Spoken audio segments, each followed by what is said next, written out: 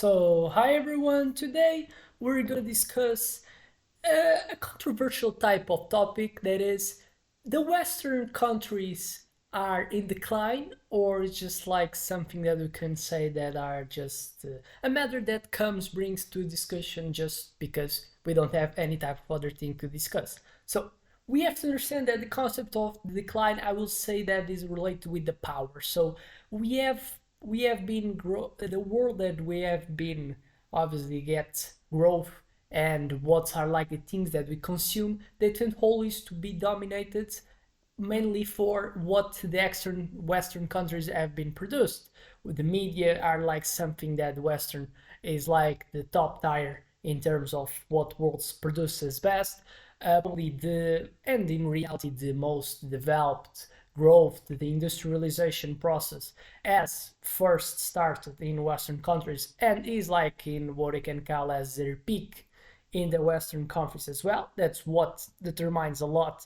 Just because we were able to produce in large scale, large masses, a lot of what you can call as goods utilities that satisfies a lot of our needs that come so from people in the West probably to get more attention in things that can be called as more intellectually talks than probably someone that fights more for their lives, because a lot of geopolitical type of situation that they are in Africa, for example, if we see the majority of the countries in Western, they kind of get like a specific features that helped to be so the most developed area in the world. For example, in comparison with Africa, the weather is much worse. It's like much more heat, and by it's not need like scientific study to understand that in Africa you by being exposed to more type of heat you're gonna get so like less productivity because have some space of time that you cannot look work in outside because it's too much heat, and probably you kind of suffer with the risk of suffer with any type of bad things that can comes with your skin. So it's something that you're kind of depending a lot of the constraints that the environment gives to you. And if you see, and it's developed in a book, that the United States is really, you can call us like the biggest economy that we have today, and it's depends and relies a lot in the fundament in the what is the fundamental type of thing that is the region of the globe that they are present, the region that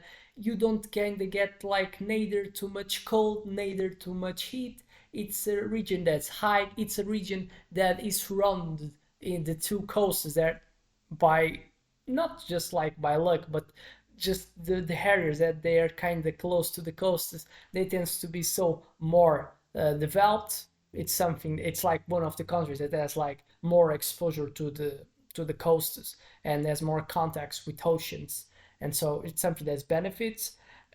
Obviously, it's big. It's a country that it has just makes borders with two countries. So if we're going to talk about the tensions that could arise between the borders between two countries, it's something that they're kind of are useful. It's useful for them to just borders with oceans and two countries, and even more something that we can call as good. One of these is a country that socio-cultural context is really close from what is USA. So the other one we have Mexico that we cannot call as a country that's not developed. Is already a country that has been developed a lot in the ultimate years, and you see that by the comparison in what's the socio-cultural context of the country that someone is has a border with, it influences a lot what can be the tensions. We can see that just by USA having like something, it's really different Mexico to Canada. And what's like the high tensions that we see between the a country that USA has is with Canada or with Mexico. Definitely Mexico. Mexico even being more developed, not being like the worst type of country that you can have a border with, it still has a, a lot of a society that's not something that we can call as highly developed. It's not a country that's I like knowledge as the knowledge by being something that we can call as industrialized. The is more focused in intellectual type of activities. Is not underdeveloped like level of the majority of the countries in Africa, but it's much more, but already we have some tensions. A lot of immigrants that didn't perceive a good life in Mexico, they go for USA, create tensions. So the pretensions of the president of USA building borders for not so have this received, it creates tensions. And so we see that USA was the main point of this start of this video. USA has benefited by being in a region that is benefited. And this comes like these comparative advantages with the other countries that the USA has. It's something that's kind of shared by the majority of the countries in the Western society. In Western society, we see majority of countries with good weathers and something that's benefits. It's something that's make us be more productive. But we cannot just give this as something that makes so and reasons and makes so more reasonable to get so a Western country that's more developed than the rest. We have the context of, for example, animals. We don't have too much. We don't have like a lot of animals that we can count and make us and puts us in dangers in comparison with regions in Africa in comparison with regions of Asia. So what's like the main point of the start is understanding that the Western countries, they're not just, you cannot like attribute their reason to be more developed because they have like people that they're naturally born and gifted with like a higher probability to be more smart and so produce more things than what rest. It's not something that is just given by that. It's just a conjecturation of features of the environment to which these people are that benefit them to be what they are. But obviously by what is as like comparative advantages that already have been more developed more than just like 1 century. And so in 1 century, if you come back in the time, a lot of the companies, a lot of the countries that already are like the bigger ones, they already are like they already were like the main ones in their scenario.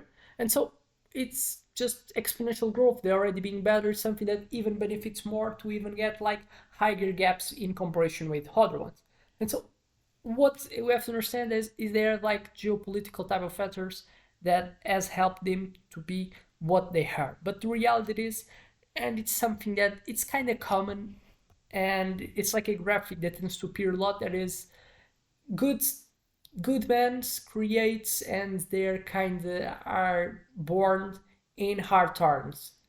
Good men, they create good times. Good times, they create weak men. Weak men create bad times, and bad times now requires to obviously create as well good men to so come bring back from what is the reality. And the reality is that the Western countries, they have suffered by a syndrome that they were so good, they developed like a so developed type of social so developed type of culture and the society that have been created, that they're not the what's could be like our concerns that were to survive, to reproduce, and have like obviously the what you can call as the simple concept we have developed for having more other type of concepts that are like a bit more built than what they're normal and intrinsically come with being a human. More concerned to be good in school, more concerned with being good in trying to proliferate in the world market, trying so to earn more than other ones, just like passing from what is like the basal needs, wanting to get more things, houses, cars. It's something that it's not, we cannot perceive it as something that doesn't value, but we have created and we have kind of mastered the ability to provide what is the basal and what's essentially is needed for the people, that people they kind of so they get this as something that is given, and it's kind of something as easy and free, which is not. People have battled to get it, and we have so have more time to wonder in things that matter, but they're not so essential. So if you see the majority of people that have like the discussions between equality between genders, which matters, but we're gonna see that people that have like more time to discuss these type of things, people that have more, they have been able to now have dogs, have more cats, have like more animals that they can so estimation, doesn't having children's. People have now more time to spend in doing and scrolling social media, so people that have more like what you can call as pleasures, then they can so fulify their time with. and the essential is kind of getting lost. That is kind of reproduce, is kind of heating, or is kind of reproducing, is kind of so ability to making agriculture to build. Majority of peoples in the Western countries, they have been so habituated with so good society that they just want so things that matters and matches, which is so their reality that they meet with as a kids. Kids were not exposed to being in agriculture as probably they will in underdeveloped type of countries. And so people now spends more in things that are not like essential for our life. And so what's my point? Is that when we kind of so dodge from what is essential, we spend more times in things that are not like the most useful things, and so we kind of risk with what having less people wanting and going for agriculture, working in agriculture, working in what you can tell as trash is not trash jobs, but people perceive as something that's bad. People that works building things, people that makes agriculture working, fishing, and so we have inflection, increase of the price of these things. We have a lot of people that have demand because in a good country, a lot of people they had a tendency to wear more kids because they are like the ability to do it. But these kids they don't want to get in these jobs. They're not like something that is ideal to work in comparison with working in a job in a with a air conditioner, being like sitting down, with just being in a computer, and these things dodging it. So for what they're like the essential of what is the basis of economy to satisfy one of the most essential things, that's food.